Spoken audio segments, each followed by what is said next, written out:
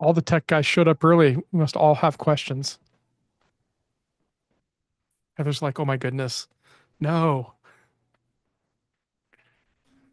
That's awesome. I feel like this could be a nerd call. I know. Could get real nerdy Yeah. real quick. Normally Heather says hello. This time she said bye. Okay, Linda, honey. I'll keep it away from being a Honey, nerd Linda. call. I can dumb it down for what you was I guys doing? if that helps. I'm gonna do this. I gotta hurry. So I gotta change shirts. I do Thanks, have Blue. one. I do have one quick thing for you, Blue, for this call. I've noticed the last 2 weeks I have not gotten a text message or an email any longer telling me about the call. Yeah, I was just looking at that actually. Literally, I have the campaign open on my calendar. He got in trouble for textual harassment. Is now banned from the platform. Funny. That's good. That's good. That's good. Let's see.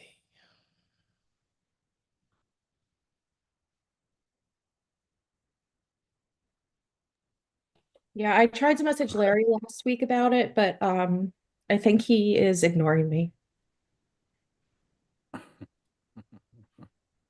Feels right. I mean, it makes sense.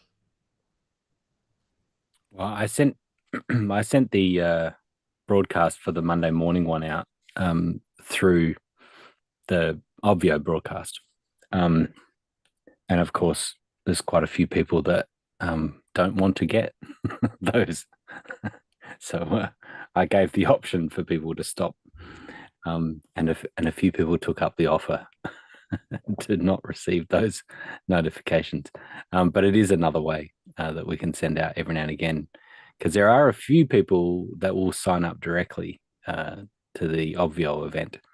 So, yeah. Anyway, there is an automation that pulls those people into Keep. Goes backwards. Yeah. Yep. Nice. I don't know if it's working, to be honest with you, because I set it up like a year and a half ago. Blue, your face looks skinnier. Yeah. You shaved. So is my ass. But yes, I did shave. That is right. Sorry. You shaved which cheeks? Both of them, Jeff. Both of them. Thanks for noticing that. What's that notification? Live I only on noticed YouTube. the top half. I only noticed the God, top. Sarah's here. Let's stop talking about this. Oh. Thank you. My bad. Good. My bad. That's not me. I'm sorry.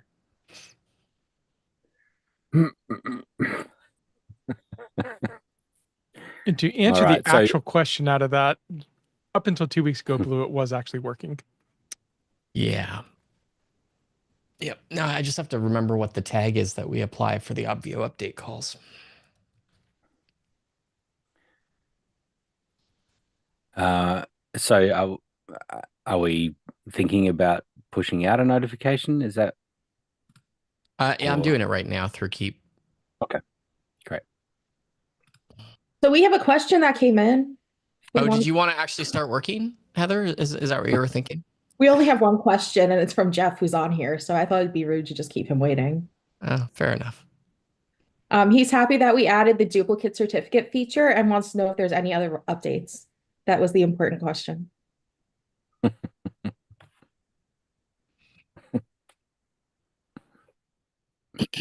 I think lack of multitasking.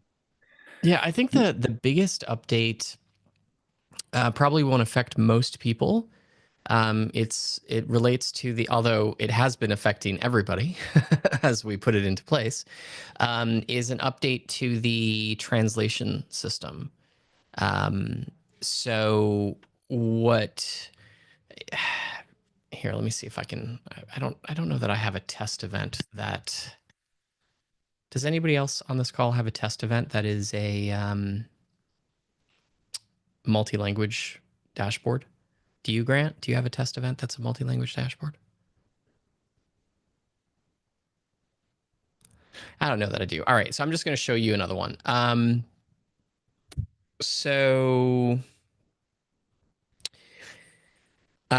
Generally speaking, under translations, this is how you've had to do translations in the past.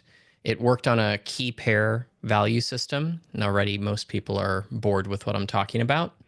But essentially, you would go to translation, you would create a field by going all the way down to the bottom.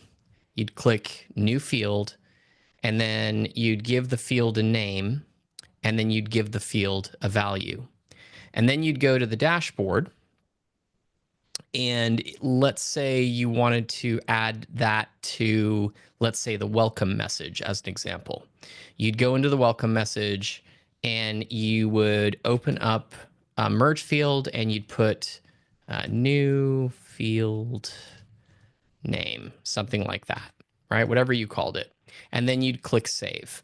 And what would happen in that case is the text on the dashboard would reveal the text that you entered in translations.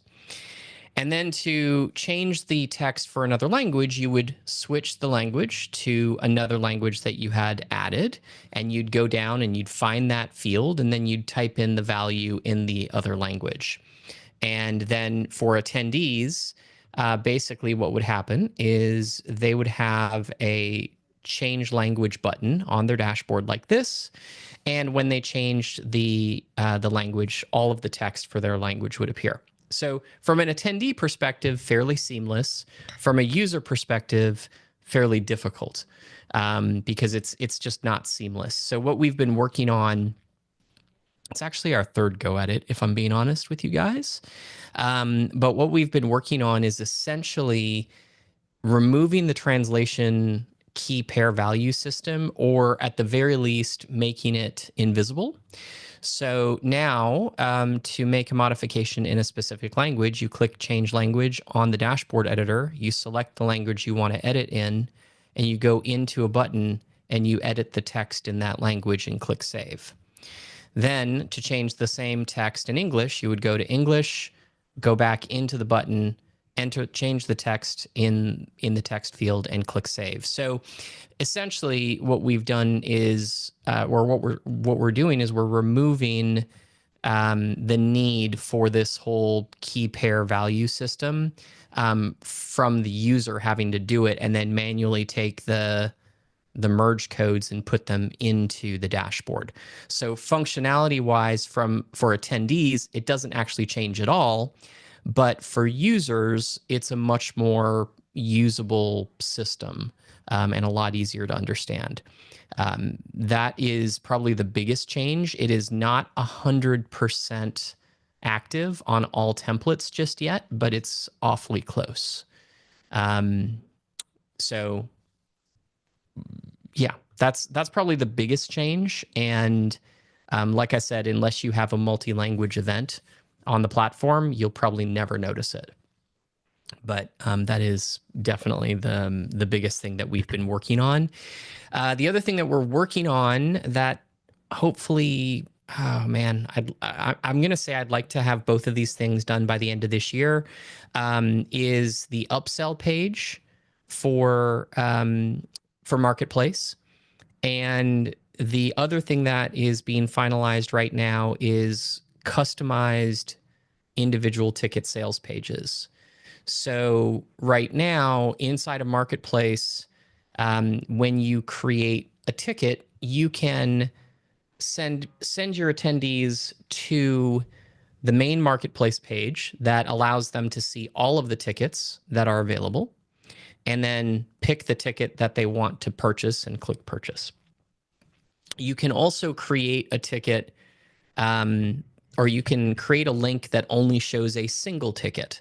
And then, but in that particular case, the entire page is exactly the same, with one exception being that the ticket selector only shows one ticket, the one ticket that's available.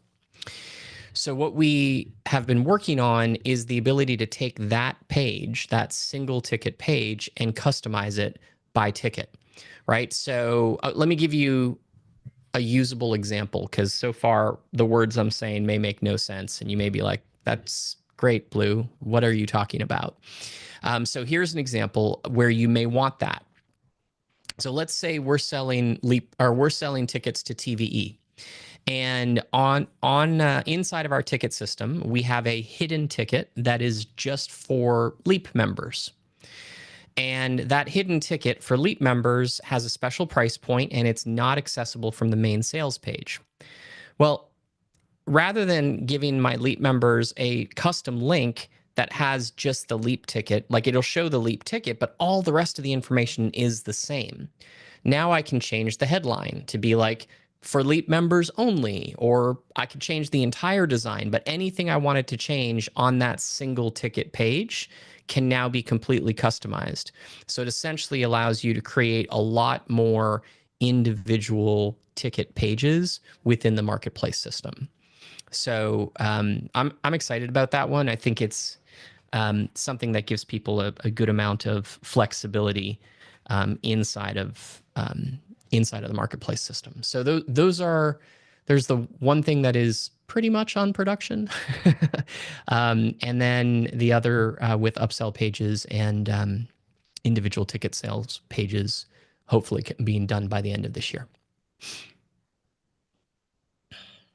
There's a couple of bugs we're working on as well, Jeff, mostly related to the translation feature. On the note of that, if you do use the translation feature with multiple languages, make sure when you create content that you create it on the default language before you start translating it. Yeah, I saw Eventually that. it's going to be the other way, but right now if you start with not the default language, it has a couple bugs. It's interesting. And one other change that is there along with that duplicate event in the certificates is also the area and room rules. So if you happen to be setting up some rules around your Zoom areas, that you can now duplicate those when you duplicate the event. Cool. And Justin, am I remembering correctly that the room rules only show, or the area rules only show up if you're duplicating areas and rooms? It's like a third toggle. Yes. If you're not duplicating the area or the room, it doesn't make sense to copy the rules. Oh, no, I agree. I'm just making sure that's what we did. And that's what we did. All right. Awesome. Well, I'm guessing that the email went out. Let's see. Did that happen? Did you guys get an email reminder? Is that why? That's why some people showed up. There we go. All right. Look at us go. We did. It worked.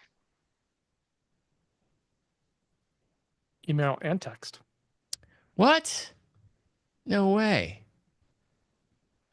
It's almost like I know what I'm doing half the time. And Facebook. We'll just push that out too. It's like, No, I'm not doing that. That's not me. I don't do those things.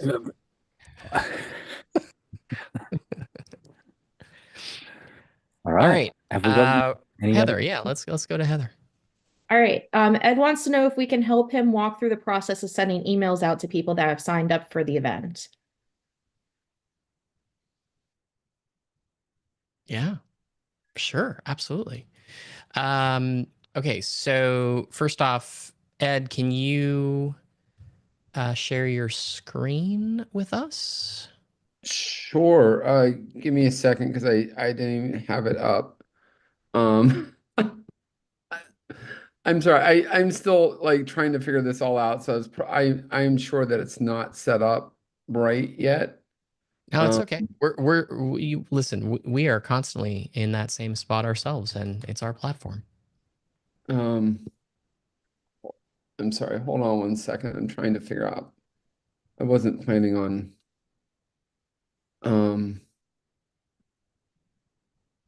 Is that share? Is that?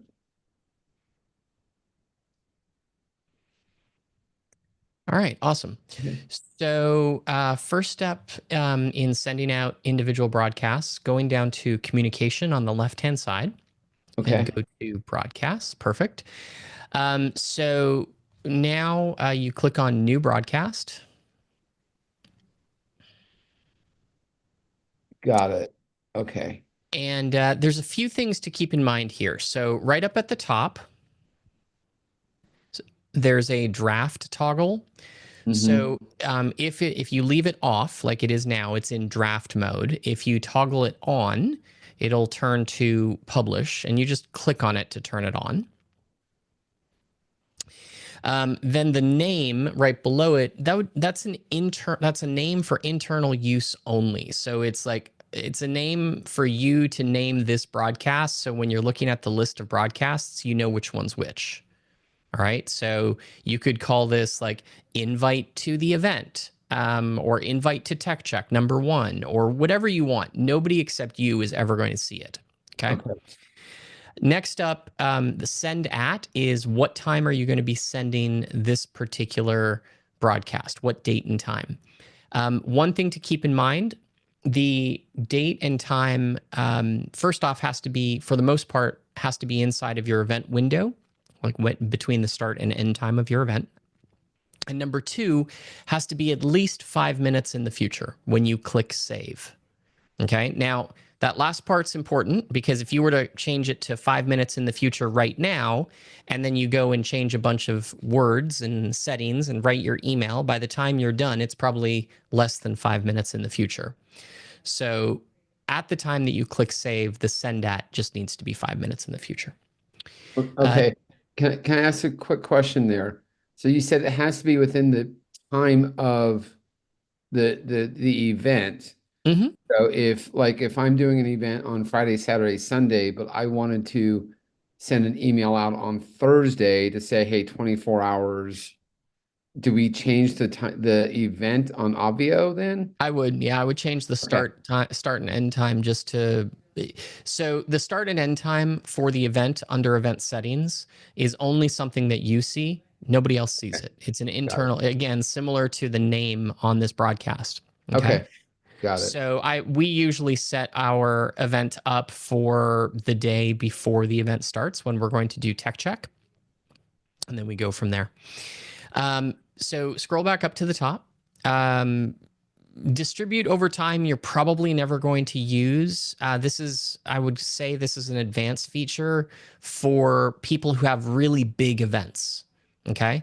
The purpose behind distribute over time is let's say you're doing, this is in combination with the tech check feature. So if you're doing tech check and you have, let's say, 1,000 attendees, but you don't want to send the email to, hey, come check in to 1,000 attendees at once because you only have 4 people doing check-in, then you can set an email to distribute evenly over time. And basically what you do is when you click that checkbox, it asks how much time do you want to distribute it over, and it takes the total number of emails that it's going to send, divides it by the number of minutes that you're distributing the email over, and sends an equal number of emails every 60 seconds. Okay, so it's handy for larger events. For those of us who have smaller events, probably doesn't matter all that much. Okay. Send to all, you can send it to checked in only, not checked in, all, or you can use filtered. The filtered button makes it very, very similar to the attendee filters. For most cases, you're probably just going to send it to all or checked in or not checked in.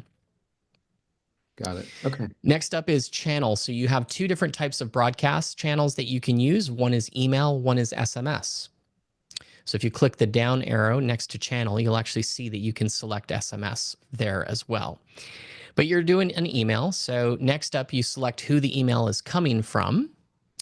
And you don't have anybody here. So the next thing we're going to do after I finish showing you this is show you how to actually set up how to send an email from yourself from within your organization. Okay. So once we're done with that, pick one will show like Ed Shanley, and then it'll have your email address there. Got it. Then you type in your subject line and your email, and you click save. And the system will broadcast, assuming you've turned it on and set it to broadcast at some point in the future, at least 5 minutes from now. The system will automatically send that email at the time that you specify. Now, Ed, we need to, in your case, you need to have an email address that you send from. So go ahead and close this. Yep. Discard the changes. And click on the down arrow next to Ed Shanley Enterprises, top right-hand corner. And go to settings. And okay, so do you have access? Hold on one second. Hold on. Do you have access to that edshanley.com? Yep. All right, so that's a real email address? Yeah. All right, so click on the three dots and click resend invitation or verification.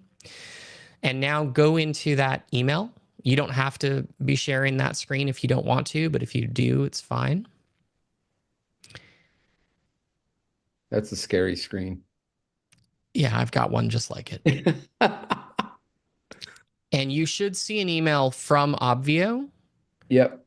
that asks you to confirm, like click here to confirm ownership of the email or something like that. I don't remember exactly what it says. Yep. So go ahead and click on that link inside that email. I did that.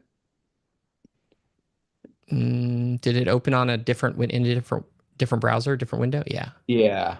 Okay, perfect.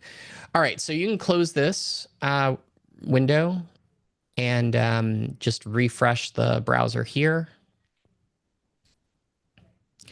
All right, perfect. So now you see how it no longer says pending? So now you've confirmed ownership. So essentially, you can send an email address and have it appear as though it comes from any email that you have access to, right? So that prevents you from sending an email from my email address, as an example. Got it. Okay. So now click on the down arrow next to Ed Shanley Enterprises one more time, top right, and go to events. And now go back into the event we were working with and go back to communication and broadcasts and click new broadcast. And now if you next under the pick one, you'll see that Ed Shanley now shows up. All right. Awesome. Okay. There you go.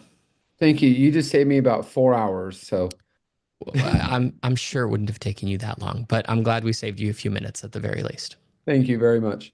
Yep. All right. The next question is from Sana. And you'll be able to unmute yourself, Sana, if you want to help correct the question. I know she has questions about the Go High Level integration, how to set it up, and then funnels in Avio versus in Go High Level and the pros and cons, but you can speak more to that. Yes. Blue, you actually answered this before, but I can't find the recording. Yeah, no worries. So, okay, so the question is how to set up the integration? yes. Okay. So how the Go High Level integration works, do you want to share your screen for a moment?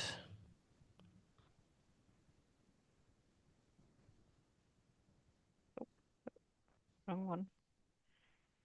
There you go.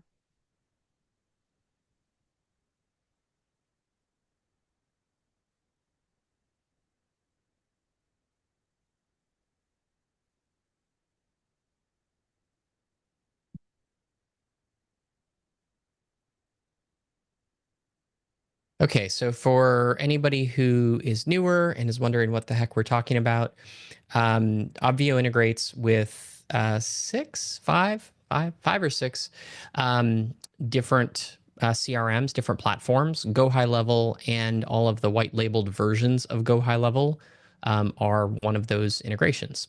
So to set up your integration, it's 7+ Zapier. Look at us go. You click on attendees and then you click on services. And the first thing you do is click on high level and click authorize.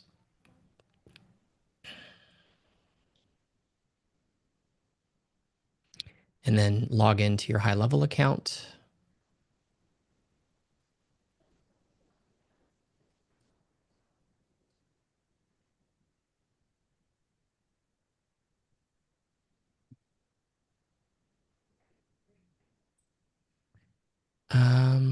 Go back to Obvio and click that authorize button one more time.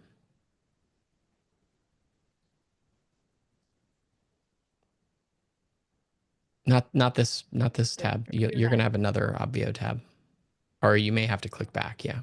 Yeah.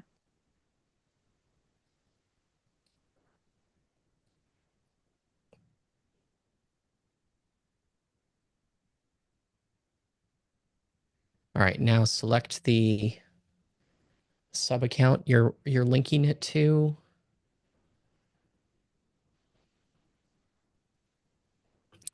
All All right. So the first thing to know is that in order to import attendees from high level, your contacts in high level have to have a specific tag applied to them. And it's different for each event. So in this case, the tag is obvio-tvf-072324. Okay. So in order to get attendees to come in, that's the tag you need to apply. The next thing you need to do is you need to create a custom field inside of high level and select that you're going to save the login URL from Obvio into and choose that here. So let's go into high level. Do you know where to create custom fields in high level? Yes.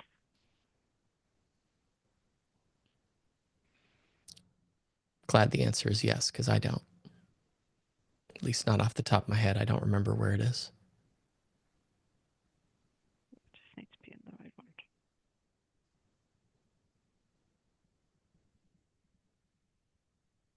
There we go, custom fields. All right. So single line text and placeholder? No, yeah, that's fine. Just click next. Is there a next there? Under the welcome? There we go. Field name. Okay, so here, make it something that you'll know what it is. So what I usually do is like event name and then Obvio login URL or whatever you want it to be, as long as you know what it means. This is not, I don't need to know what it means. Nobody else needs to know what it means. As long as you know what it means, the name doesn't matter. Okay, I know what this Just, means. you know what that means? Yes. Great. So go ahead and click save. Yeah. Yeah, contact is where you're putting that. Sorry. All right, so now go back to Obvio and click in there and start typing in the, no, don't click that. Start typing in the name of the field that you just created. Okay, perfect. So next up, there's a couple of tags that you can apply. These are optional. You don't need to apply these tags, but if you want to, you can.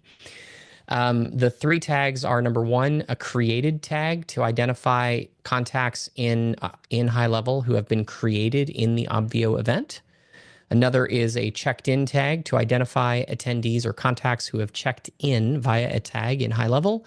And then the last one is signed waiver, again, to identify your contacts who have signed the waiver for your event. So you don't need to do these, but if you want to, you would create your tags in high level. And then same way you selected the PLS Scout in the custom field, you would type in the name of the tags and it would appear and you'd select it. But for now, let's skip that. Just click save.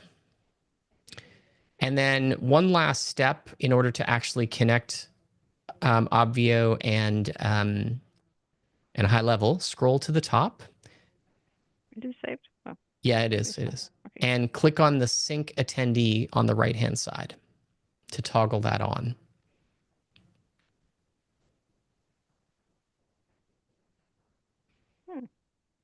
You may need to refresh that page. Something doesn't seem quite right.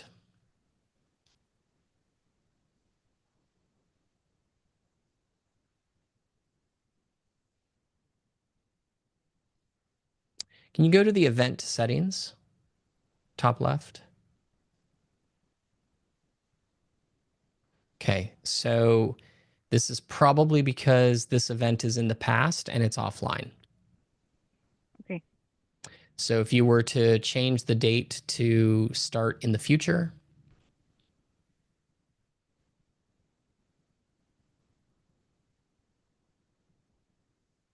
yeah, you have to click OK. Yeah, forgot to. There you go. Do I need to save somewhere? Right at the top. Oh, there you go. You're in the way. There we go. Okay, so now if you go back to services and go back to high level, there you go. Now you can toggle the sync on. Just a single click. It takes a moment to toggle on. So now, And save again. once it's on, you don't have to click save. That's a Okay. it's a weird user interface thing. Sorry about that. So once you toggle this on, every 10 minutes or so, and you can stop sharing your screen, every 10 minutes or so, the Obvio import tag, or Obvio will look for contacts who have the Obvio import tag and import them into the platform, and then write the login URL back to Go High Level for you. Okay.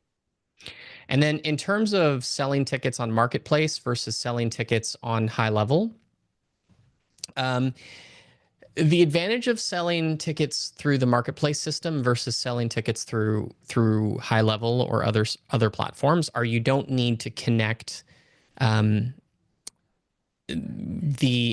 import of attendees into Obvio.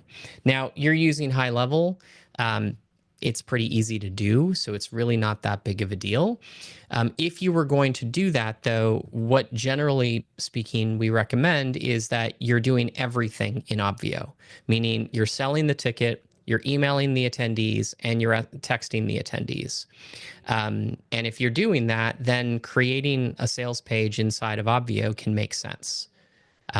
So we have the Marketplace system inside of Obvio to make it easy for people who don't necessarily have an e-commerce platform already set up. But if you're already comfortable with the integration that we just set up and building a page or a funnel inside of High Level, then I would, I have no issues with recommending people do that. There's no downside to that. It's just because I'm thinking it was easier to have it all in one place. Sometimes it is easier to have it all in one place. One of the downsides is you are going to want to make sure that all of the people who purchase that information makes its way back into Go High Level. So if I was you and I was making this decision, I would want to, if I was selling other things on another platform and I was running my entire business out of that other platform, and I wanted to keep track of all the purchases that each contact made, and that other platform had a way to do that, when you sell something in Obvio, that transactional record is not going to be inside of Go High Level. It's going to be in Obvio. Now, there's nothing wrong with that, but in our case, so we use Keep behind the scenes.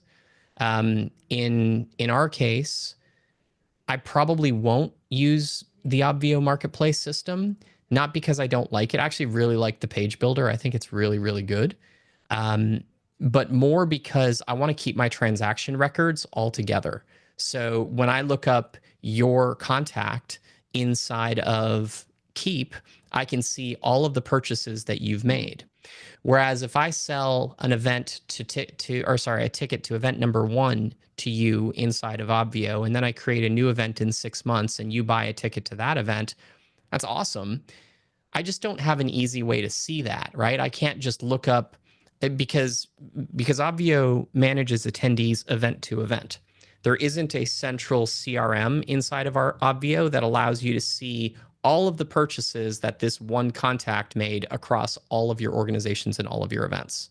Because it's not meant as a CRM. It's not meant as a management of your business system, right? It's meant as an easy way to get up and running quickly if you don't have those things in place already. So those are the things that I would be thinking about before making the decision as to which platform to sell. So it probably makes sense for me to do it in my own system because I want to connect it to my API in the Danish accounting system. So every time I do something inside that, it already goes into my accounting system. Yep.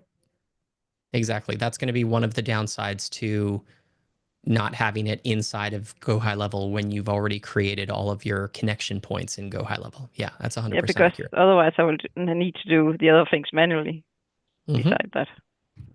You got it. Perfect. Thank you. You're welcome.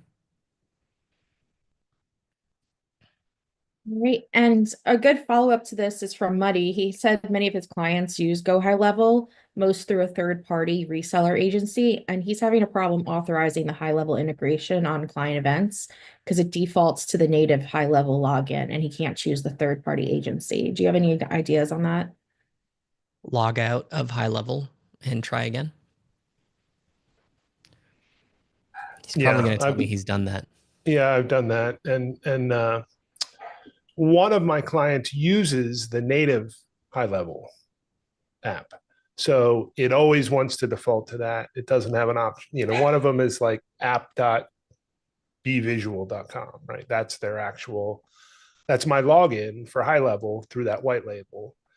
But I can't choose anything else. It just goes to app.gohighlevel.com. Because his email address for his high level account is the same as the email address for his agency purchase. I don't even get to that option. I mean, I can show you real quickly what's going on. Yeah, sure.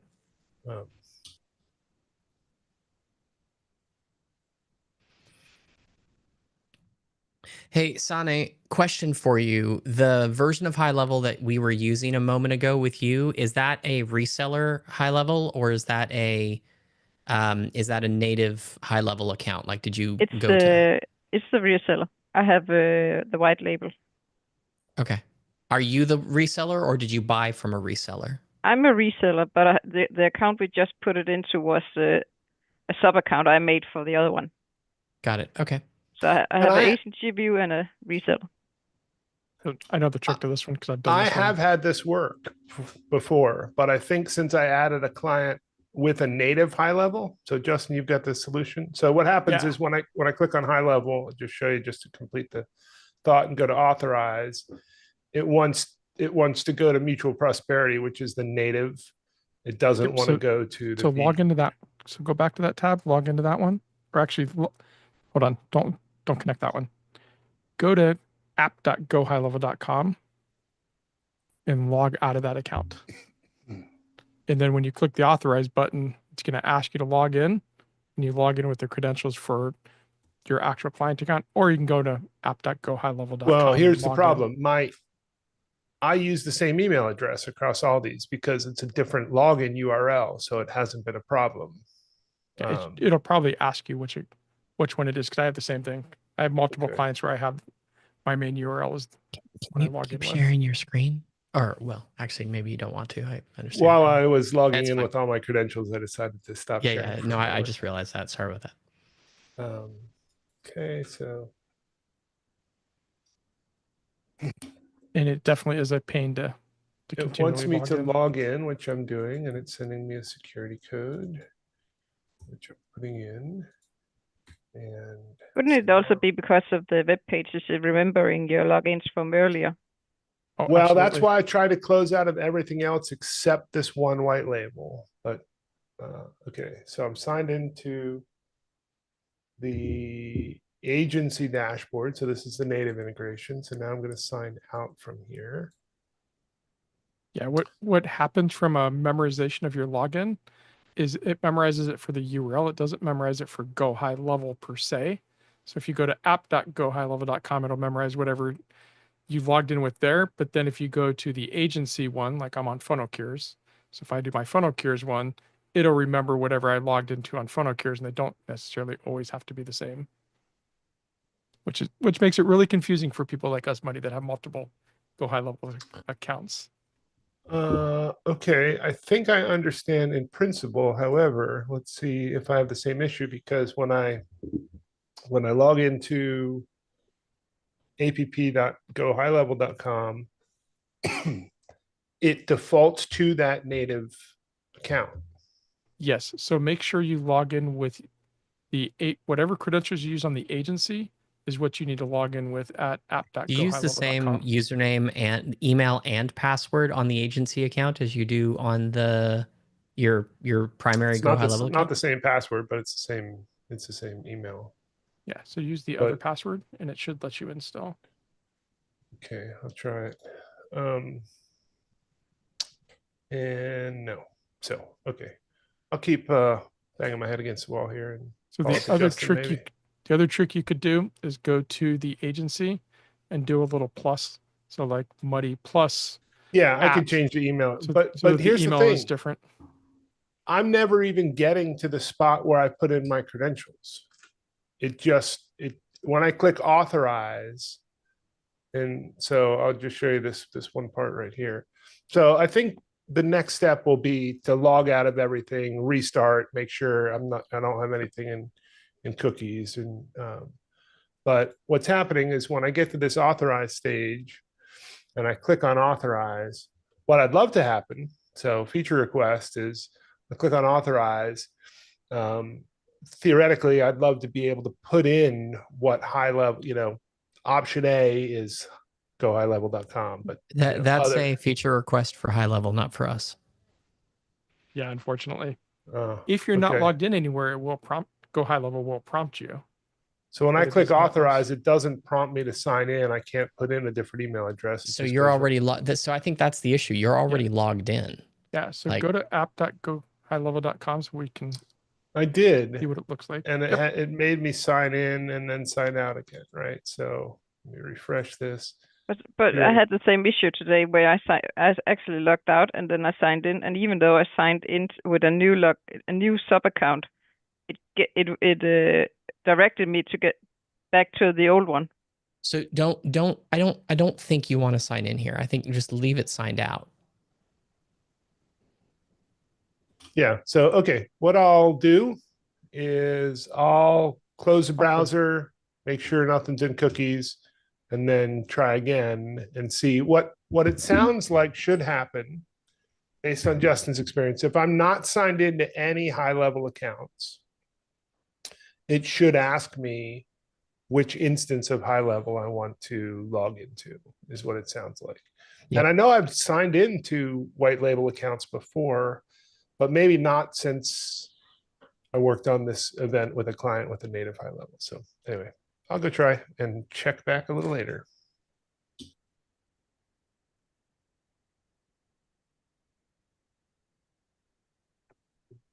Thanks for taking the time to let me fumble around with that one. Awesome. In chat, Elizabeth wrote, this was a follow-up to when you were going over the broadcast, Blue, but with sending out emails inside of Obvio, is sending out a subgroup of them every 60 seconds done in order to prevent group emails from being flagged and dumped into spam folders? No, it has nothing to do with that. It is the primary reason to send it out over time is to not have a massive influx of people clicking on the link and showing up in tech check simultaneously, right? So if you have an event with 1,000 people, but you only have 2 people doing tech check as an example, and you don't want them to have 50 people in their Zoom room simultaneously, sending that email out over time rather than just one email to 1,000 people all at once would accomplish that. And that's the purpose behind doing that. Okay. I think it could be a fringe benefit though. Probably not. No? It would still get flagged as spam because big mass emails can get clogged, like not allowed through. It usually doesn't have anything to do with the number of recipients that an email is going to, because the receiving side doesn't know that. So when you receive an email with Gmail, Gmail doesn't know, unless it's done with CC, which is not the way these emails are sent, and really not the way you should do email marketing at all. Gmail doesn't know how many recipients that email received. Has no idea. Yeah. Oh, okay. No, not with CC, but I think maybe well, I've run into this with other contexts, but usually like when we send an like if I send an email to 50,000 people through Keep, when I send that email, Gmail, Yahoo, Microsoft have no idea how many recipients each individual email from those 50,000 emails are sent. It has no idea. It has nothing to do with the quantity of emails that you send. Yeah. It's other stuff. Okay. There are other things that are affecting our ability to get into the inbox. Okay. Thank you. Yeah, you're welcome. And at the moment, we don't have any other questions that have come through the dashboard. We forgot one of mine. Oh, go ahead. If I want to have set up the dashboard for my upcoming event, who should I write that to? Is there a form somewhere? Or? Yeah, so if you go to the Members Hub, the Leap Members Hub, and go to, I believe it's Resources and Support, there's a link to the form that you need to fill out on that page. Okay, thank you. You're welcome.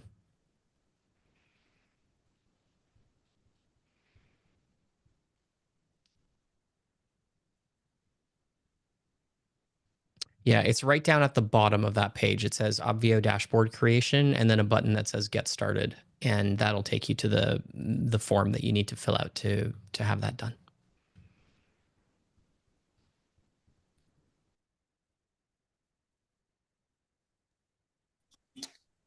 I'm reporting back with success.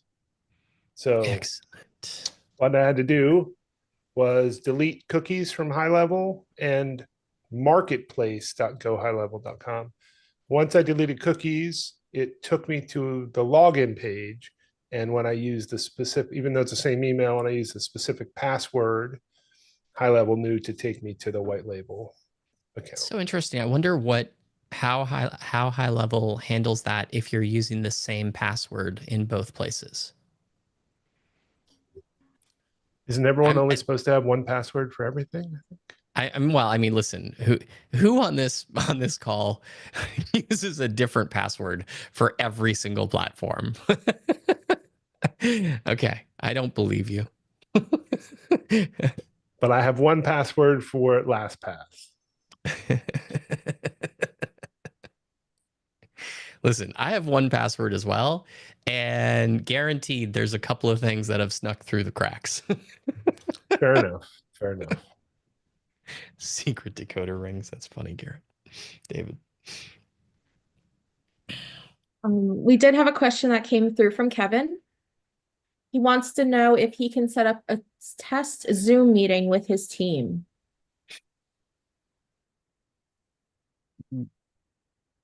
Yes. Kevin, what do you mean? Like Yeah, so I've had Obvio for a long time. Really haven't used it because I didn't have the I just wasn't ready to use it, and I didn't have it. So now I got to kind of sell it to my wife and for something that she's going to do in a couple of weeks. So I want to kind of run through the whole process of how to log in and all the rest of that. So you want her to see it as see it from an attendee's perspective? Say it again, please. Do you want her to see it from an attendee's perspective? From an attendee's perspective, yes. Yeah. Okay. So and tomorrow I'm meeting with Muddy to try to do some other stuff too, which trying to use what is it, ITS along with this. So I'm trying to figuring out how to do that, but at least I want to be able to let them see what the stage would look like. The stage would look like. It's Felipe's inside the show tools.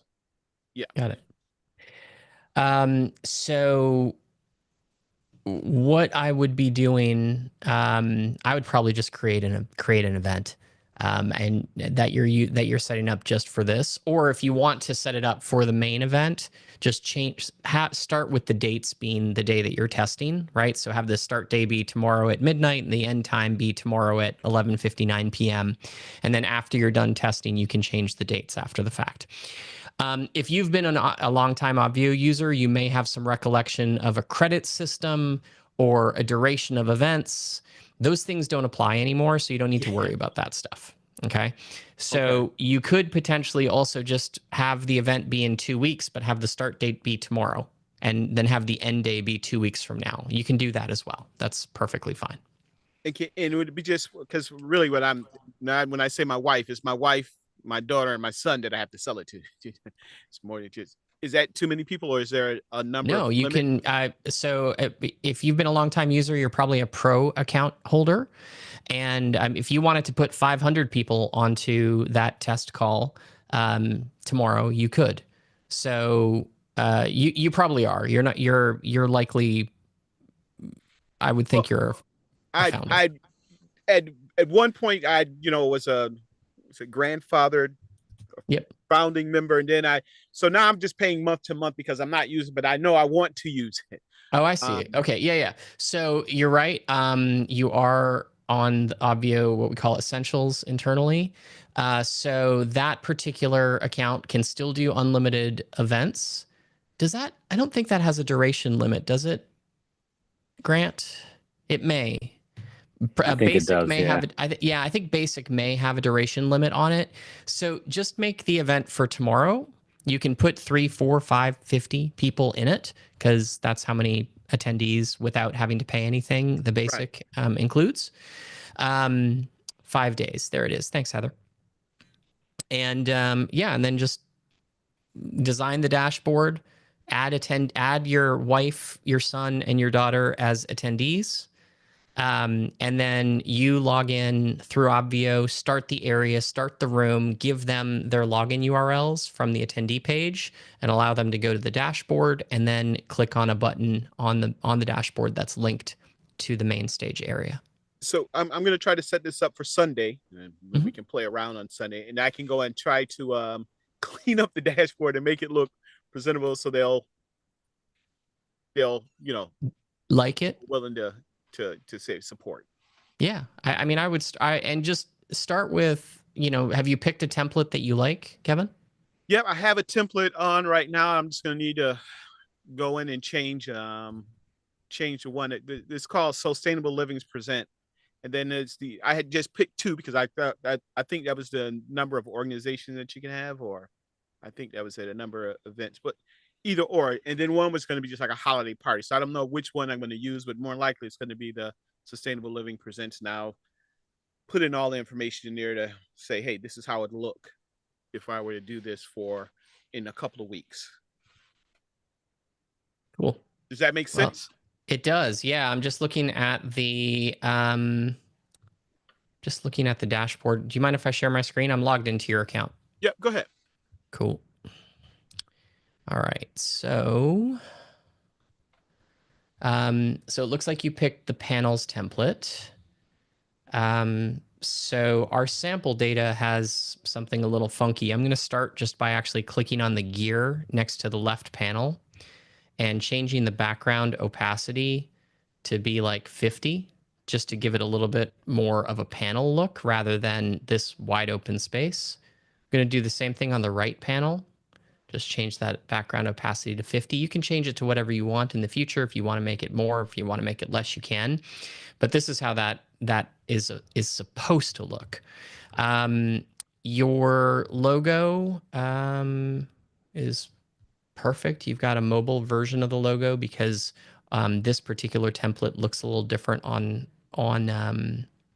mobile, but still is responsive.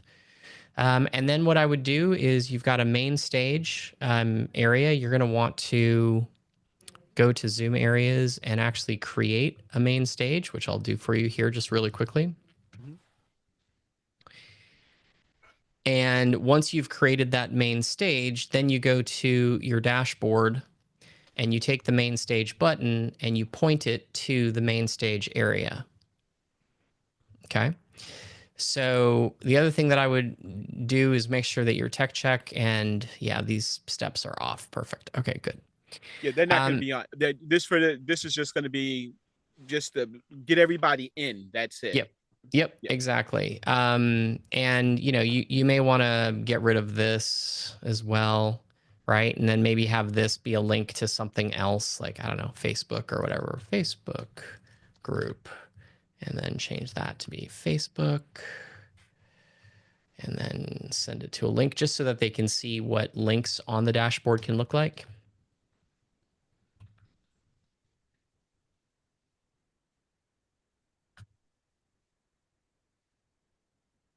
Okay. But yeah, that's a good starting point. And then when it comes time, so then what you're going to do is you're going to go into attendees. You're going to create new attendees like this.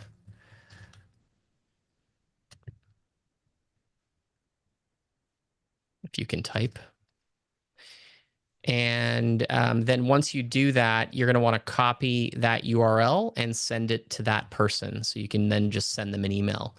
And then when it comes time to launch Zoom, you're going to go into Zoom areas. You're going to open the area. You're going to open the room, which I can't currently do because of the start date, and click start. So start and end times are on event settings. So you're going to want to turn that online and then change your date to be like, let's say November 8th. How long ago I was trying to plan something, but it didn't work out. So yeah, it's all good. So here, I don't know exactly when it is, but now that event is set for 30 days. Oh, it's probably going to give me a hard time about that. Yeah. Okay, so November 8th to the 12th. Let's say that's your testing window. There you go. So that's essentially your starting point. And once you create your wife, your daughter, and your son as attendees, you can send them the URLs and then just start Zoom on that day, right? Click the start button, open area, and click start, and that'll launch Zoom with you as the host. okay. Well, that's what I'm gonna check. I'm sorry for starting so late. I'm coming from another different meeting. No, you're fine. You're good. You're good. Thanks for asking the question. I hope you sell them on it. Yeah, definitely. Thank you. We have a question from Ed. He wants to know if there's a checklist for the tech check, i.e. what to go over with each attendee. Do we have a sample script, Heather? Let me check if I have it. I know we have a sample tech check script. It does feel like that's changed a little bit. I think probably in more recent days and years. Sure. In well, I guess the script's the same, but all I mean is that how many people are familiar with Zoom now. A few years ago, we were asking, "Do you know where the chat button is?" and things like that, which is probably not a terrible thing to ask still, but it is a little bit different. It's not to say that tech check is not valuable, but it's, as we've said before, it's more valuable to the relationship and the human interaction more so than the tech. But ultimately, I think what you're doing is a quick test to see that, particularly if you're going to do breakout rooms in your event, that you're confident as confident as you can be that when everyone goes into breakout rooms, that it's going to work, and it's not one person that boycotts the meeting or hijacks the meeting by because their microphone's not working and the camera's not working, and everyone spends their whole breakout time trying to fix someone's problem. So you can alleviate all of that by doing a tech check and quickly checking that they can see and hear you and that you can see and hear them. You're in a good spot. And I did find a tech check script. I dropped it in the chat for you, Ed. If you look in the Zoom chat, you can download that Word document. Got it. Thank you. You got it. Yeah, Justin, I think they did they did fix the Chromebook thing, the whole web app in general, like the web browser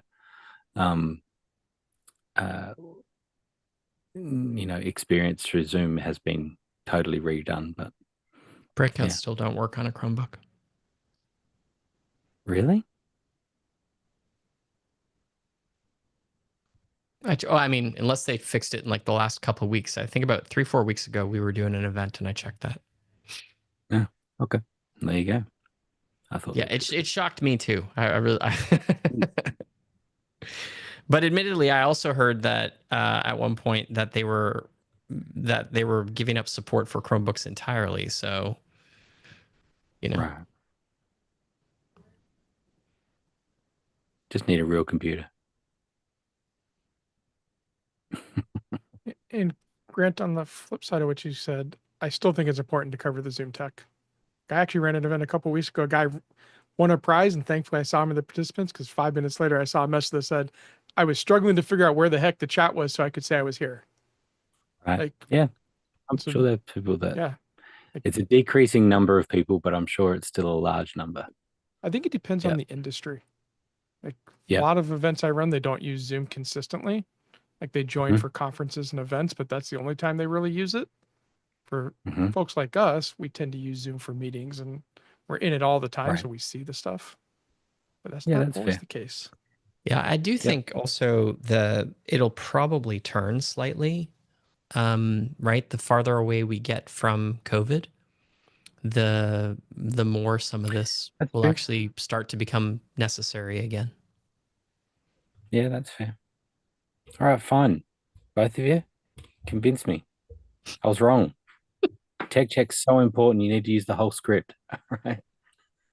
We weren't saying that, Grant, but you know, told you so.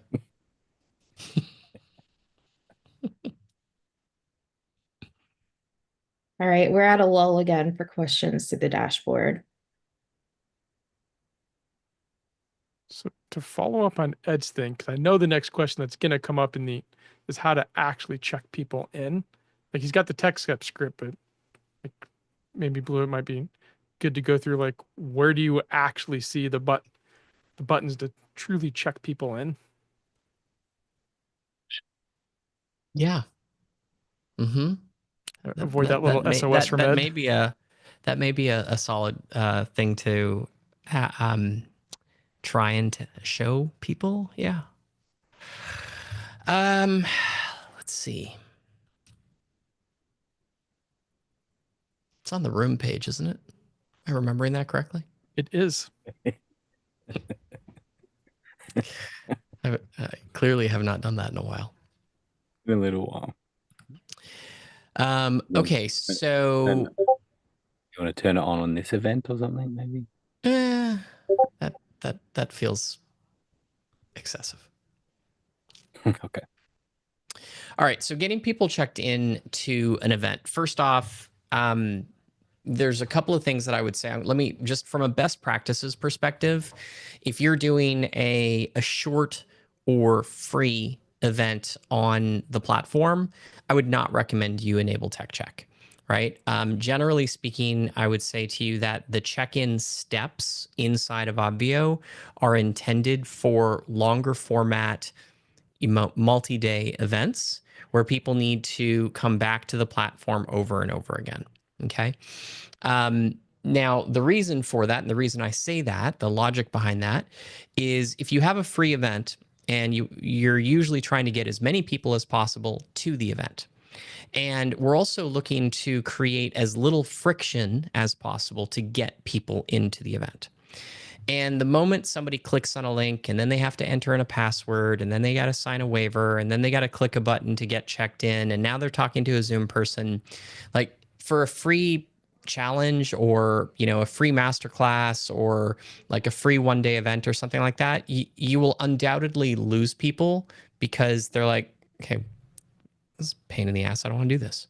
If it's this hard just to get into the event, how hard is the actual event going to be? Now, I know that sounds bizarre because I then say if you're doing a 3-day event, you should absolutely do it. But I just think generally speaking, paid events, people have a higher level of commitment to and are probably a little more used to some of those steps. So that's really, it's as I say it, it's probably less about the duration and more about the cost. If you're doing a free event, I would turn those steps off. If you're doing a paid event, then I would leave them on. Okay, so that's part number one. Part number two, in order to do tech check, there's a few things that you need to do. So number one, you need to go to the check-in steps, go to tech check, enable it, and then select an area for that tech check and customize this page to match what it is that you'd like it to say, right? So if you want this text to be modified, just hover over it, click the gear, and modify your text. We've had some clients who have actually put a little video here, right? Like a welcome to the event. Your last step is going to be to have a quick conversation with a member of our team. They're going to give you all the details about the event and anything else you need to know to have the best experience possible. Something along those lines. Okay, so that's number one. Number two, you're going to need the people who are checking in your attendees for you. You're going to need to invite them to your events team. So you're going to go to the teams page, and you're probably going to start by going to roles and creating a new role called Tech Check. Now, in my case, I've already created that role, and it's a pretty simple setup. So on the roles page, there's a whole bunch of things that you can give people access to. For people who are just going to be helping you with Tech Check, all you really want them to do is check in attendees and be able to start rooms. That's it. Okay. Now, if the person who's doing your Tech Check also is doing other stuff like enabling and disabling buttons, then you may have other things that they can do. But generally speaking, if it's somebody who's just giving you a hand, who's a volunteer, maybe not a member of your team, limiting their access is not necessarily a trust thing. It's more a let's keep the interface as simple as possible thing, right? Because when that's all they see, that's all they see. And it's not like they're not going to log in and be like, well, where do I go now? Hopefully. They may still say that, but hopefully they won't.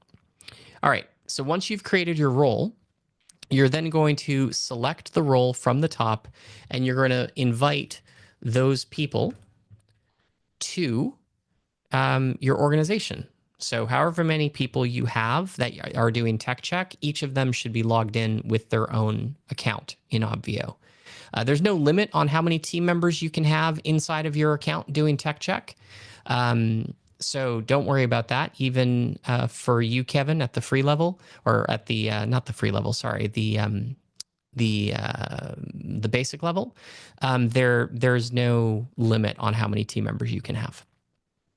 Now, once you've invited them to the event or to the organization, now when you go into the event and go down into Zoom areas,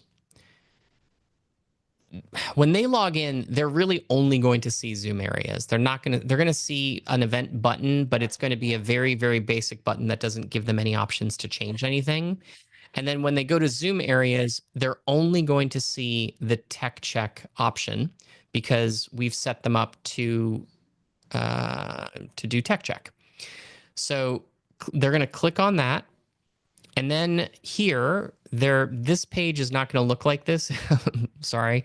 It's going to just have a lot less buttons. So all of these buttons, basically this whole area here is not going to be visible to those attendees or to those users. And you're going to want to assign them to one of the rooms that you've created inside of your Tech Check or inside of the Tech Check area.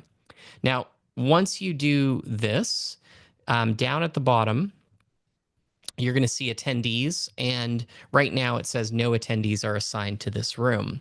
But once they've opened the room, started their Tech Check room, as Obvio assigns people to that room as they click Start Tech Check or complete the check-in process, they're going to show up here on this page with a little blue check-in button. So it's going to have their name, first name, last name, and a check-in button that allows your Tech Check folks to check them in.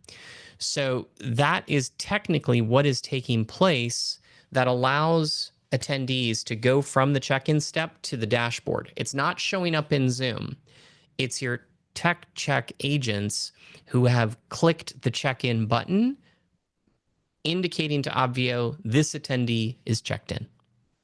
Okay, so at a high level, that's all the details on how to that hopefully you need to run Tech Check. Did I miss anything, Justin?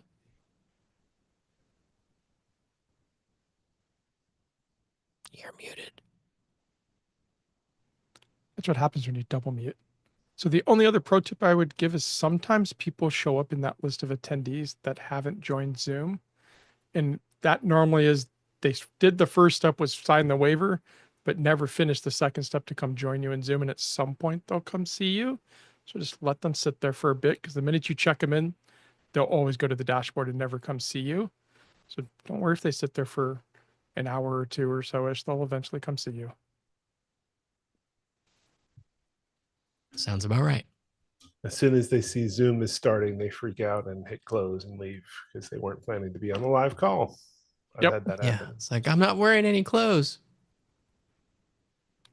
The other tip I would give is, once your event starts, if you don't have somebody actually running tech check, you actually need to go to the tech check page and disable it, because if you have late stragglers, they'll get stuck waiting to be checked in and not be able to come to your event. And inevitably, there's always those people that missed all the check-in stuff. And if you don't have a help desk, you still want them to be able to come into the events.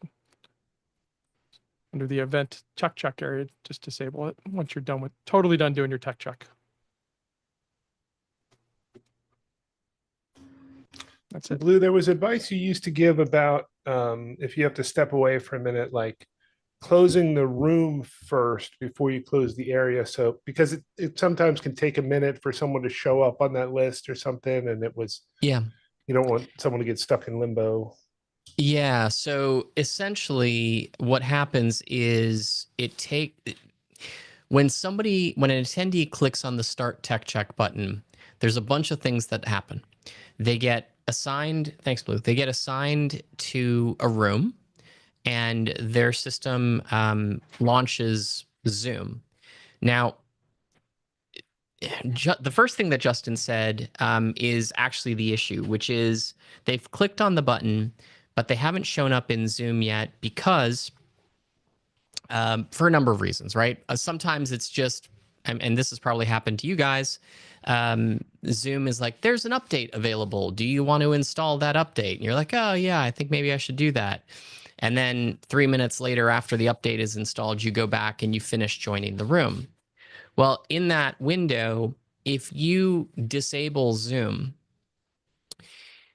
but the attendee just goes back and tries to rejoin, they're now going to get a weird error message. So generally speaking, what we recommend is that you pause the check-in room and you wait 2 to 3 minutes before you walk away from your computer. We actually have told people in the past, wait as much as 5 minutes. It just depends on how big the event is. So that's what you're referring to, and 100% that still applies. Thank you.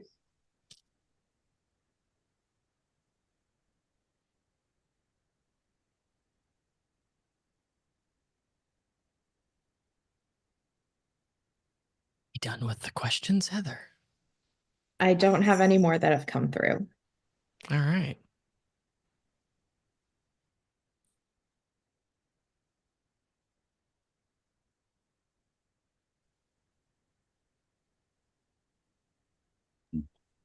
Did anybody buy crypto yesterday during the day? Just out of curiosity, anybody buy Bitcoin? Did you? No, I didn't. Of course not. Unfortunately, that'd have been awesome. I wish I'd had the foresight to do that. Of course, talk about a gamble. I bought Prozac, but I don't know that counts. Well, it depends on whether or not you bought the stock for the company that sells Prozac, in which case maybe it does.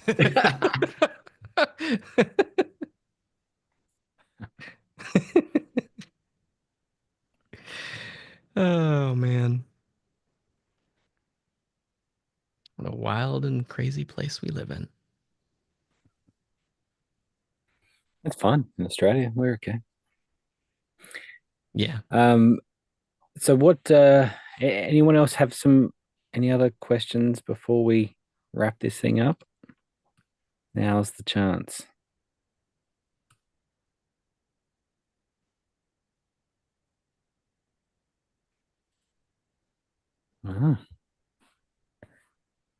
Maybe not. Oh, Bent.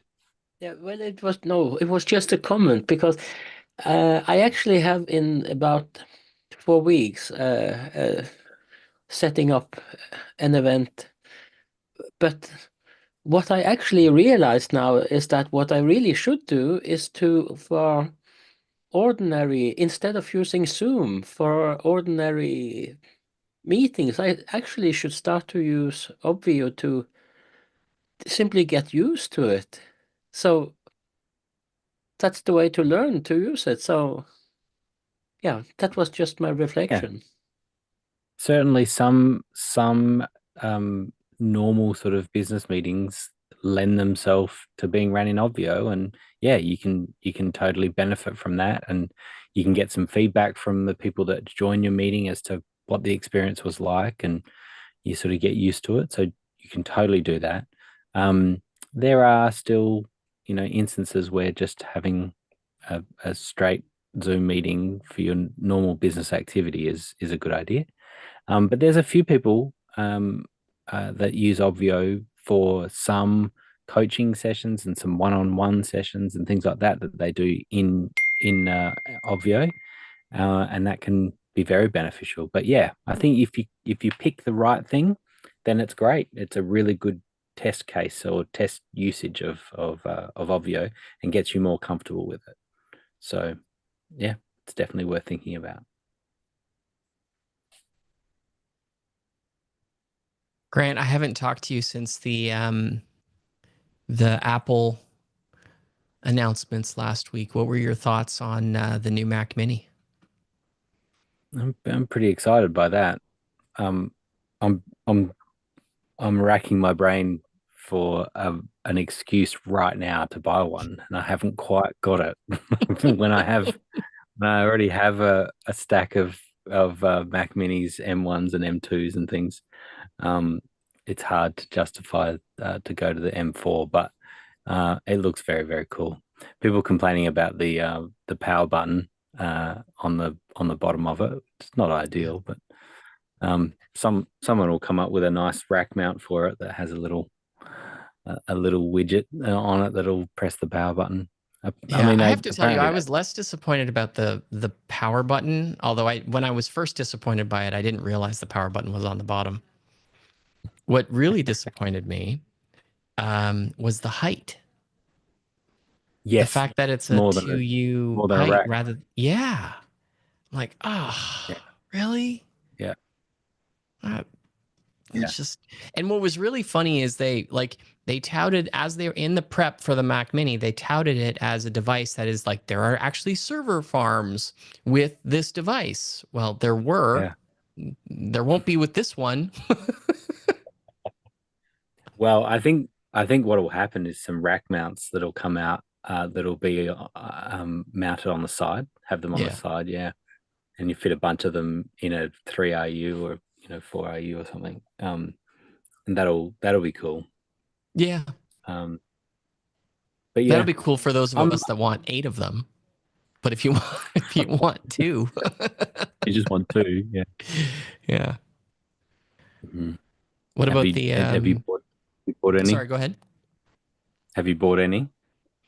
No, I was looking at one though. I was actually contemplating. So one of the two. If you guys actually have Obvio questions anytime, we're just gonna chat. I haven't talked to Grant in a while. So one of the two, the Resolume computer that is in use in Studio B is a PC. And in Studio A, we bought a Mac Studio.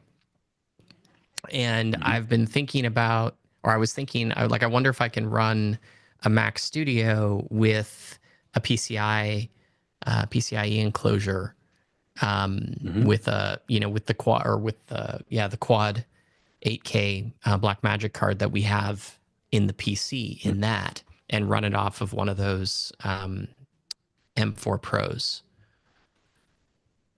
In a Mac Mini instead. Yeah, for Studio B, because that computer, like the PC that is running that wall, has had a couple of issues recently, which probably just means like most Windows computers, it just needs to be rebuilt software wise. I just am not sure I have the patience to do that. Yep. Yeah, it would totally work, and I think the Thunderbolt 5 on the new Mac Mini, it only gives you more headroom, and so I don't know yet if there will be Thunderbolt 5 enclosures that'll come out at some point, but it's not required yet to run the. Yeah. Do they even have do they have Thunderbolt 4 enclosures, or are they last time I looked they were just Thunderbolt 3? Yeah. Don't know. But I'm using a Thunderbolt 3 with a card in it. Works great. So Zoom ISO and stuff all works really nicely, and you can do 8. I do 8 HD out of that. So nice. Or I do 2. I do 2 in and 6 out. But yeah. Yeah. But it'll be interesting when they update the Mac Studio, what happens there. Yeah, there's that'll been be some pretty. interesting comparisons between an M1 Max, which is what I've got, Mac Studio, which is what I'm running now, comparing that with the M4 Pro, and seeing better results, which makes sense. Yeah, because you can't buy. They didn't release the Mini with the Max, right? They only released the Mini with the Pro. Yeah. But the other big change was the monitor count, the monitor outputs. So even on the entry level, right? Like the non-pro. On the entry level, yeah, you can do 3 outs, which is awesome. So I mean, as a Zoom machines, they're amazing for the money they are. Yeah. And 3 outs without a display link adapter this time. Without a display link, yeah. Yeah, because I've got a Mac Mini M2 that's got 2 display links on it, so I'm running 4 external monitor, actually 5, 1 for the built-in and 4 on the display links. Works great, but it takes my USB ports away. Yeah, and it's using more CPU than GPU to make that work. But yeah. And then they also made the switch to everything 16 gig of RAM, right? Even the entry level models. Yep. Yeah, that's huge too. Yeah, it's nice.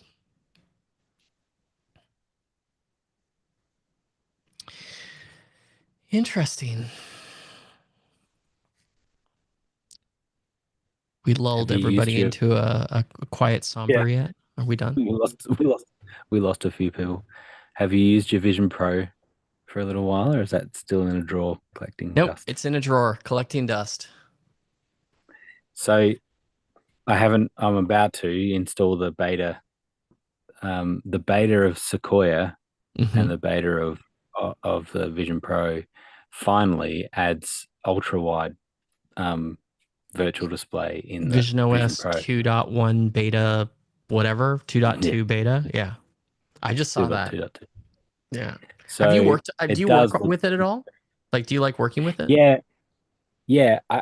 I tell you the thing that I like the most about it. I do it in the car sometimes. If I I've got I got to take the kids to their theater thing for an hour or whatever. I'll just sit in the car and work, and so I have a nice screen in front of me, and then have some videos playing off the side or whatever. It's amazing for that. The other thing it's awesome for is on the beach, or at the beach, because you can be in direct sunlight and you can work in direct sunlight. This doesn't look at all weird, I'm sure, right? I mean, I listen, this is coming from the person, I sit on the beach with I sit on the beach with a laptop all the time, but adding that onto it feels like, okay, because you're going to add that to it. And then I'm also probably going to need the Anchor, extra battery to make sure it lasts more than 15 minutes. You're going to have an EcoFlow sitting next to you with the full. Can I please get solar? Yeah. I do. There's a bench. There's a park bench just out the back of my house, in a big park, and I can sit out there on this bench with my laptop, and then I don't need to use an environment turned on, because the environment is a bunch of trees and park, and it's all beautiful. And then I've got this huge screen that I'm working on, and then YouTube video and a couple of other things. It do you surprised me that. Do you work basically with the laptop, essentially, like with the laptop in front of you, and you're using the keyboard and mouse from the laptop, but the screen of the Yeah, and the keyboard and mouse work when you look off on other Vision Pro apps. So you've got YouTube running or whatever, you can just look over there and then just start typing on your keyboard. It's sharing the keyboard and mouse, and away. Has YouTube released a Vision Pro app, or is it still the third party whatever thing? Yeah, and in fact, just using it in Safari works fine. So I do that a little bit too, but I'm still, like, so you haven't seen Submerged then, the immersive video movie, little short film. So Apple released a couple of new immersive videos, and that's Submerged is a really cool. It's a submarine, it's like a 15-minute short film, and it's very cool. So it's worth dusting it off just to watch that 15 minutes. Interesting. Because they probably spent $20 million on that short film, like that's what it seems like. And some of the techniques, the filmmaking techniques, are really interesting in an immersive environment, so 180 degrees. So I'm still trying to. It cost me $6,000 Australian, that Vision Pro. So I'm still trying to find some commercial ways of using it to like some real uses for it, rather than the way Alex just uses it, which is basically a video player on the plane. I mean, it is awesome on a plane. Have you not I haven't used it on a plane? Yeah, so like part of my challenge these days is I'm packing really light. So like I went to LA this weekend for an event, and not to run an event, don't get too excited. I was just there. And so I get on a plane, and I thought to myself, this would be awesome. I should have brought the Vision Pro. And then I remembered this thing is just like ridiculously large. So not that. But that in it? It's not in it. No, it's not in it. It's not in it. I've actually it doesn't absorb that type of abuse. I don't know that I've don't actually throw it ever, around. I have to tell you, I don't know that I've ever actually opened this thing. Yeah. So I love that it's just sitting in your office on the floor. Like it's just there. Yeah, this thing's ridiculous. The moment it showed up, I thought to myself, why the heck why did you buy the case? Just shove it in your bag. Be done. What do you do? Well, I wouldn't do that, but I did buy a $30 Amazon case, which is smaller, and then I just throw it in my bag and it's fine. But it is game changing on a plane, because you think about even opening your MacBook. Anyone sitting next to you, I mean, for those of us that have to travel sitting next to someone, I can imagine, Blue, that you have a suite. Please, I have to sit. My biggest problem is I have to sit next to. And listen, I love my wife. I love my life. I love my wife. I love my life. But on a plane, she just sits there and asks me questions all day long. Like, hey, what about this? What about that? Look, can we do this? What do you think about this? What do you think about this? I'm like, I'm never gonna watch anything. I'd be like looking at her with the big Vision Pro. Now, admittedly, it's interesting. If I wore that, she may not do that. She may think I can't hear. Or, I could put it on, and when the battery dies, I could just fall asleep with it on. It would. Kat, do not text Barry that I'm saying this stuff, okay? This is just. It could be like cone of Obvio silence. All right. that might be some short-term happiness, and long-term pain. Yeah. Yeah, you just happy wife, happy life. Yeah. No, you're not wrong. You're not wrong. It is it is a very solitary experience. Yeah. The Vision Pro. It's not something that is even good to be around people.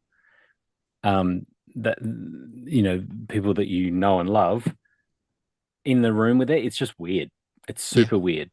So it is a solitary experience. And so the times that I'm flying alone, it's amazing. No one's looking at your screen. You're seeing a big screen. I even had the last time I was flying alone, I had my Mac screen, and then I had the Flight Aware app was just running off onto the side. And so I'm totally tracking the So like every the time plane. your seat neighbor is like you're looking at them, Why you're are you like, hey, looking at how's me? it going? But no, I'm actually checking out. The trick with that is to put all of your windows on the window side. So I often choose an aisle seat, but this time I chose the window seat so that I could have all of my apps running on the window, outside the window. It's like I can look at, hey, is that a bird or is that YouTube playing out there? Oh, that's funny. Can you put windows outside the window, so like you kind of have to get close to it, and then when you kind of come back and you see the wall, like does it actually do that? No, not quite. No, because it does That'd be in an funny if it environment did. where you move around. Yeah. Where you move around, it could do that, but it doesn't. It's the glass it sees, and actually sometimes it's saying you're too close to you're too close to, because I'm like literally looking You're too dead close to into the the person right wall of next the to you. plane. Stop looking at Jennifer. That's awkward. Why is he looking into the wall of the plane and not out of the window of the plane? Oh man. He keeps looking up at the air vent. Like what's with that? Anyway, I've watched a couple of movies on it. Like, again, to your point, it's a very solitary thing, right? So when Barry's not around, I've watched a couple of movies on it. And that's kind of cool. 3D? Pardon me? 3D? Have you watched any I have 3D actually. movies? Yeah, I thought that was decent. I was like, oh, that's actually pretty cool. Yeah, that is good.